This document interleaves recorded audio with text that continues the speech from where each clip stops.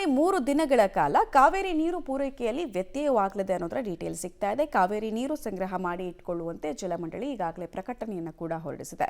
ನಿಯಮಿತ ತುರ್ತು ನಿರ್ವಹಣಾ ಕಾಮಗಾರಿ ಹಿನ್ನೆಲೆಯಲ್ಲಿ ಜಲರೇಚಕ ಯಂತ್ರಗಳು ಸ್ಥಗಿತ ಆಗಲಿದೆ. ಇದರಿಂದ ನೀರು ಸರಬರಾಜಿನಲ್ಲಿ ವ್ಯತ್ಯಯ ಉಂಟಾಗಲಿದೆ ಅಂತ ಬೆಂಗಳೂರು ಜಲಮಂಡಳಿ ಅಧ್ಯಕ್ಷರಾದ ಡಾಕ್ಟರ್ ವಿ ರಾಮ್ ಪ್ರಸಾದ್ ಮನೋಹರ್ ಮಾಹಿತಿ ಕೊಟ್ಟಿದ್ದಾರೆ.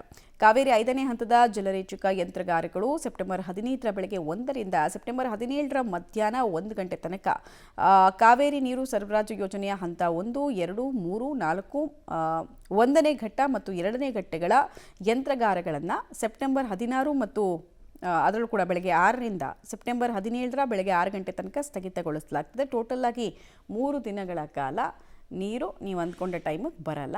ಮೊದಲೇ ಮುಂಜಾಗ್ರತಾ ಕ್ರಮವಾಗಿ ಡ್ರಮ್ನಲ್ಲಿ ತುಂಬಿಸಿಟ್ಕೊಳ್ಳೋದು ಅಥವಾ ನೀರನ್ನು ಸ್ಟೋರ್ ಮಾಡಿ ಇಟ್ಕೊಳ್ಳಿ ಅಂತ ಆದೇಶವನ್ನು ಕೊಟ್ಟಿದೆ. ಕಾವೇರಿ ನೀರಿನ ವಿಚಾರದಲ್ಲಿ ಈಗಾಗಲೇ ಹಂತ ಹಂತವಾಗಿ ನೀರು ಪೂರೈಕೆ ಮಾಡಲಾಗ್ತಾ ಇದೆ. ಸಿಟಿ ಎಕ್ಸ್ಟೆಂಡ್ ಆಗ್ತಾ ಇರೋದ್ರಿಂದ ಹೊಸದಾಗಿ ನೀರಿನ ಕಲೆಕ್ಷನ್ಗಳನ್ನು ಕೊಡಲಾಗ್ತಾ ಇದೆ. ಮೇಂಟೆನೆನ್ಸ್ ವರ್ಕ್ಗಳು ಬಾಕಿ ಇರುತ್ತೆ. ಸೊ ಆವಾಗವಾಗ ಈ ರೀತಿ ಮೇಂಟೆನೆನ್ಸ್ ಕಾರ್ಯಗಳನ್ನು ಮಾಡ್ತಾರೆ.